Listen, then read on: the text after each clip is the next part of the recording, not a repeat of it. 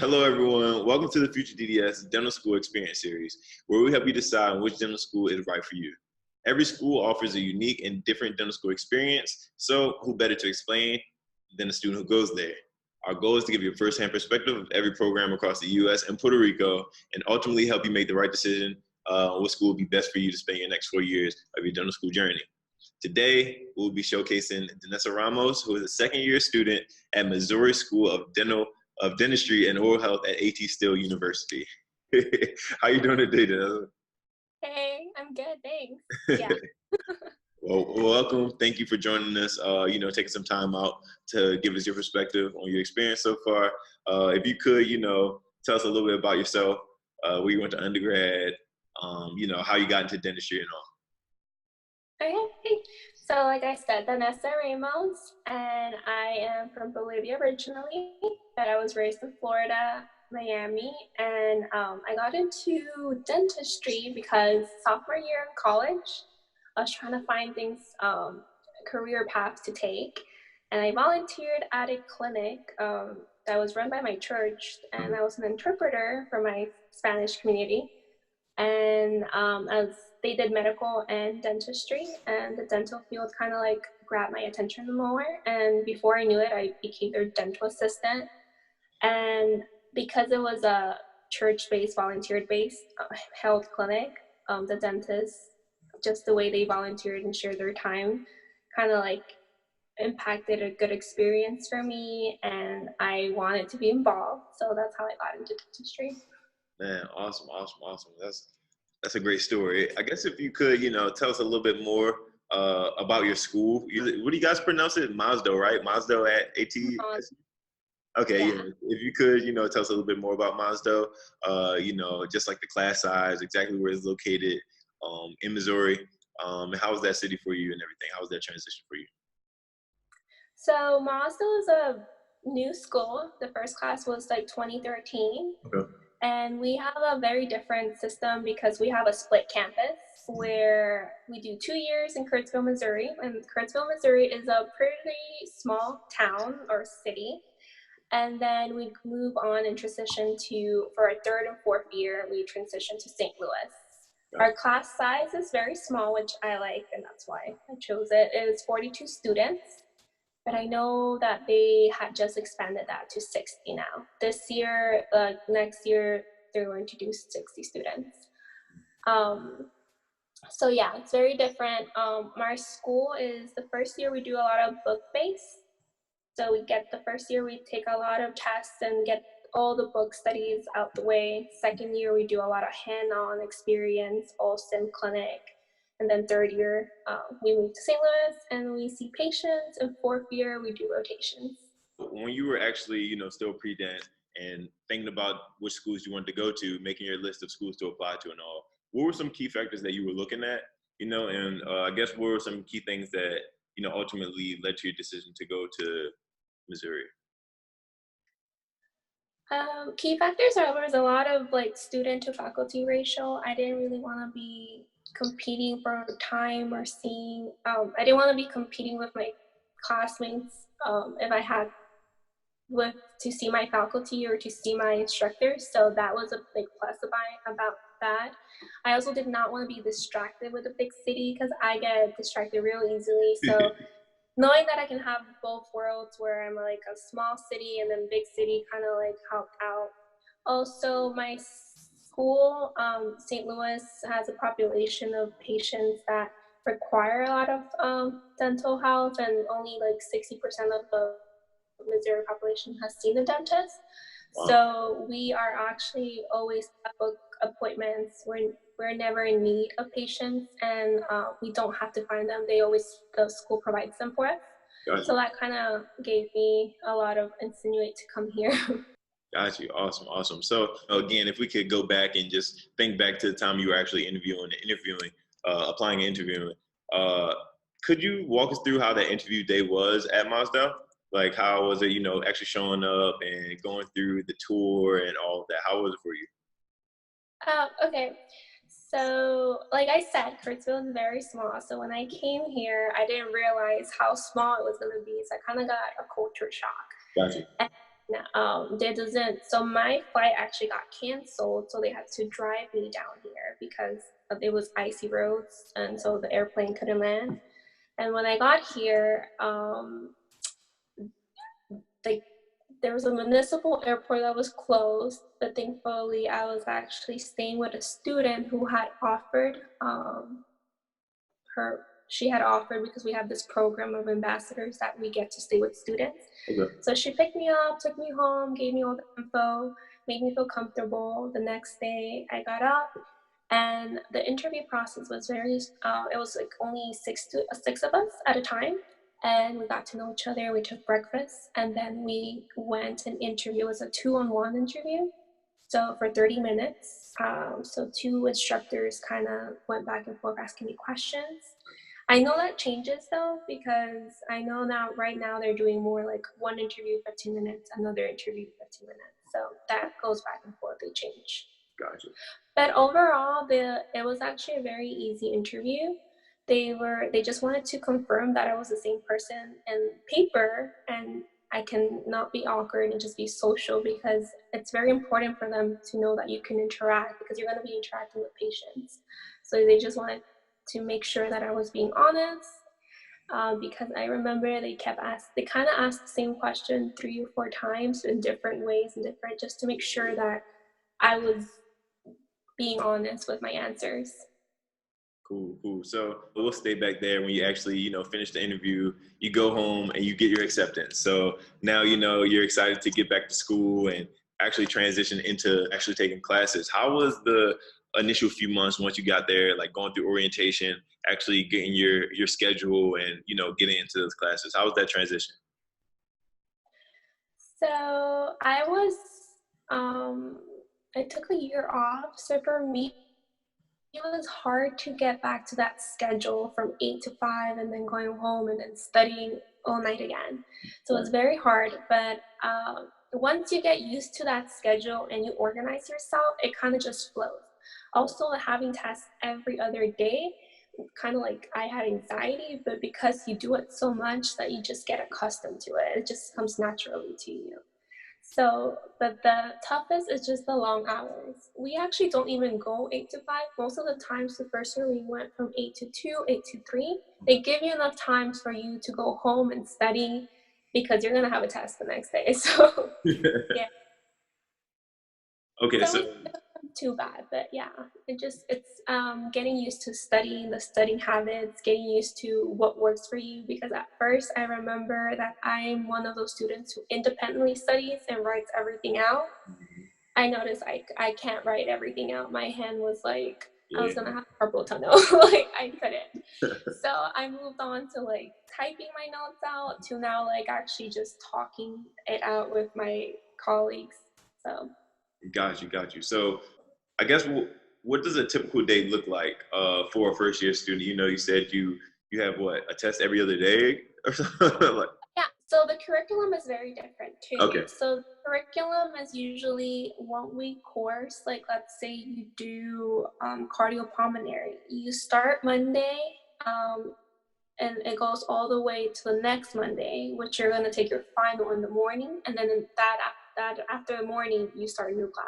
Gotcha. But in between that week, you take about 2 or 3 quizzes or tests, depending on the class. Okay. So every week, just concentrate solely on one class.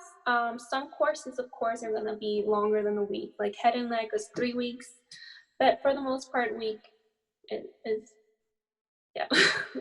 Got you. So I guess how do they start to mix in the lab work? You said you do pretty much all book work first year, and then second year you start mixing in to the lab. So how is that progression going from first year? Do you do any type of like maybe just shadowing or something like that, just like clinic orientation, or does it genuinely start second year and then progress from there, like third and fourth year?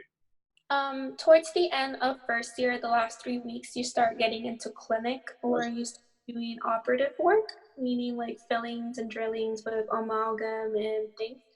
But I know because the tests, like the boards are going to change, they're going to try to do first year, like both. They have to include both, so they can prepare you for that. But for my case, it was solely booked the first year and solely clinic the second year. So we're almost finishing, and usually this whole year I just concentrated on my hand skills, but that's going to change. They're going to try to include both.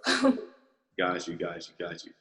Through going through a hectic schedule, you know, having these tests every week back to back to back. How do you kind of work in your work-life balance? You like, when do you get the time to take off, or like how does that work out? And then does the school have anything like based on organizations? They might have like events or like a psychologist or something like that. Like how do you guys kind of manage that work-life balance? Yeah, so honestly, yeah, first year you're gonna be busy, you're not gonna have much time, but most of us actually have time to go to the gym and still like if you just are organized, you can do everything. So a lot of us have work study. Half the class actually has work study, so and half the class is also a lot into the gym and all that stuff. They have hobbies. So the first year, the major recommendation that students would tell us is take one day out of the week and just focus on yourself. Mm-hmm. So for me, it was like Friday, like after class, I would just not study. I would just do whatever I wanted to do, and then just focus in, because like you do have time to study and all, and you have time to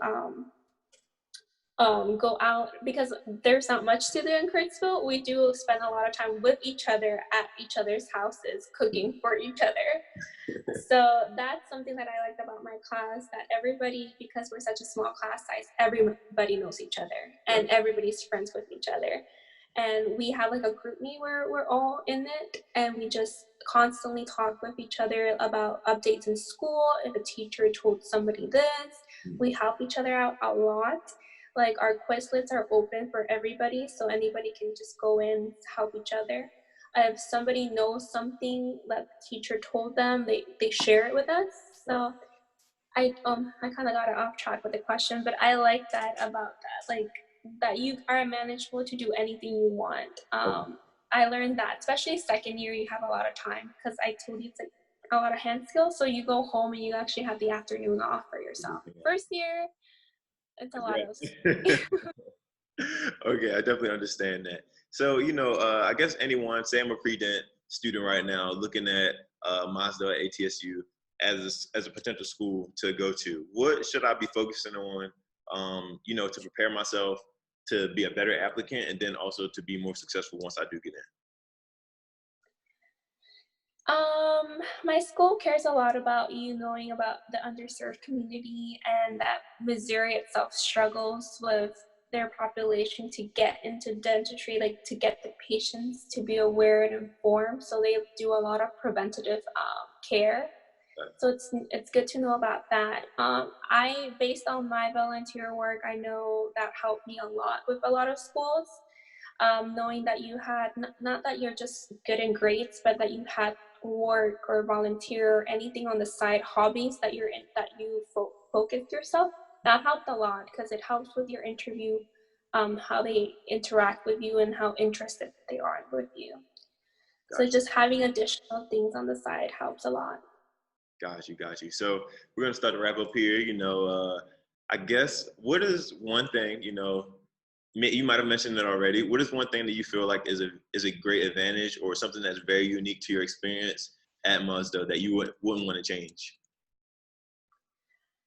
How small it is. Honestly, because it's so small, you get to know the faculty and your instructors. Like this year, I get to know about their hobbies, their family. They get to know about me. They ask about my parents, because you have that time. Right. And that's something that I really enjoy, something that I know if I'm falling behind, I can ask them up for one-on-one, and they will take time out of their day to come and help me, meet up with me, and just teach me whatever I need. So that's something that I don't know if other schools do that too, but they take their time, they really care for you, and they ask you, like if you're having a bad day and they see you haven't interacted with nobody, they come to you and they're like, hey, Vanessa, how's it going? Like, you okay? Mm-hmm. They make sure you're fine.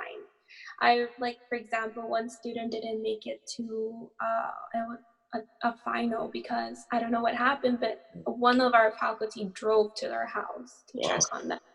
That's how deeply they're like with us. They really do care. So that's something I would not change about our school, or I love about our school. Man, that's awesome. That's awesome. Thank you. So just to wrap up, are there any like last words of wisdom or any gems that you would give? Maybe not someone necessarily interested in your school, but interested in dentistry or in their pursuit to get into dental school right now. What advice would you give to them? Yeah, that it's definitely the difficult part is getting in, like the whole application process. But not don't let that stop you. Honestly, the first year, so I went to University of North Carolina, and my counselor actually tried to tell me that my GPA wasn't good enough. And so she kind of discouraged me, and I only applied to 2 schools the first year because I felt like she told me I should go towards dental hygiene or dental assistant. Mm-hmm. And then later on, I found that she had no idea that I worked. She had no idea that I had Somali volunteer hours. She had no idea of my background. So then you just have to keep asking other people for their advice, for their information, because you don't know as you think you know. So the next year I applied to 10 schools. I got 5 interviews. I got all of them in, and I got my choice. So the thing is, don't give up. Try your hardest. Don't let other people discourage you, because they don't know whatever your life is, like whatever hardships you had or what you have in your paper, like what you're writing down. So that's something I would advise people. Man, that's awesome. Awesome words of advice. I just want to say, on behalf of FutureDDS and all the viewers out there, I just want to say thank you again for your perspective and, taking time out to give your perspective and your experience so far at MOSDOH. And, best of luck going into, I guess, where you're heading into clinic soon, right? Yeah, we're about to move in May. So 2 more months, we're about to go see patients now. Wow, that's exciting. That's an exciting time, definitely. So, again, best of luck with that. For all the viewers out there who have any questions for you, maybe about your school or about your experience, your journey so far, how could they get in touch with you to ask you any questions? Yeah, definitely. You can either shoot me an email at ramosdanesa@gmail.com. So Ramos, RAMOSDANESA. Or you can search me up on my Instagram, and it's at D_ANESA, Danessa. Awesome. Thank you. Thank you so much, for providing that. Everybody, if you have any questions for Danessa, make sure you hit her up, send her email. She is clearly very open to answering any questions that you have and helping you along your journey. Other than that, if you haven't already, make sure you hit that like button, the subscribe button, as well as the notification bell so you know we never post up new content. And stay tuned to the rest of the series because we're doing all 66 schools, and we want to help you make the right decision for you and help you find the best fit of which school is going to be good for you. But thank you again, Danessa. I'll see you later. Thanks. Nice meeting you. Bye, guys. Nice to meet you.